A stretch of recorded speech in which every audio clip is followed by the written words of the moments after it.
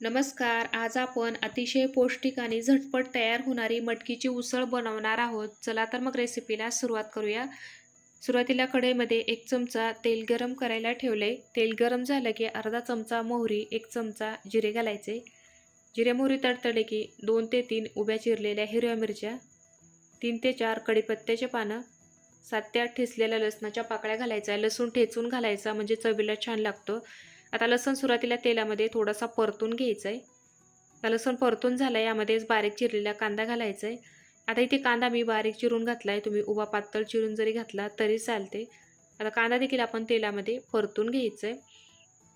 तर मटकीच्या उसळमध्ये कांद्याचं प्रमाण जास्त घालायचं म्हणजे मटकीची उसळ चवीला छान लागते. तर कांद्याला खूप जास्त वेळ परतायचं नाही, हलकासा मऊ झाला पाहिजे. इथे कांदा मी 2 ते 3 मिनटं परतून घेतला आहे. कांदा मऊ झाला आहे.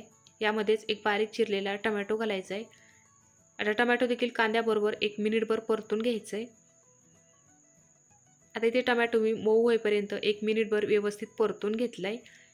यामध्येच मसाले घालायचे. 1 चमचा लाल मिरची पावडर, अर्धा चमचा गरम मसाला. गरम मसाल्याच्या ऐवजी तुम्ही कांदा लसूण मसाला घातला तरी चालते. 1 चमचा धने पावडर, अर्धा चमचा हळद घालायचे.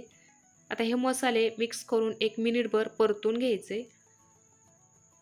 आता ते मसाले मी बारीक गॅसवर 1 मिनिटभर छान परतून घेतले.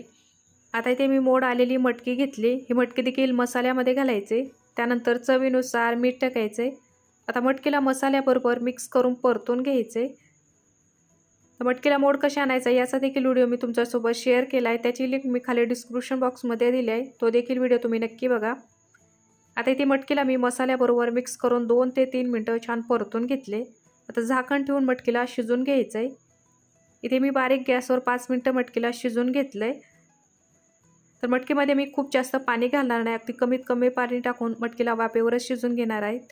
तुम्हाला जर मटकी पाणीदार आवडत असेल तर तुम्ही यामध्ये थोडं जास्त पाणी घातलं तरी चालते. आता इथे मी पोहे खातो त्या चमच्याने 2 चमचे पाणी टाकले. पाणी घातले की एकदा मटकीला चांगलं मिक्स करायचं आहे. आता हे मटकीला मिक्स करून घेतलं आहे. परत झाकण ठेवून मटकी शिजून घ्यायची. आता इथे मी परत एकदा झाकण ठेवून 5 ते 7 मिनटं मटकी शिजून घेतले.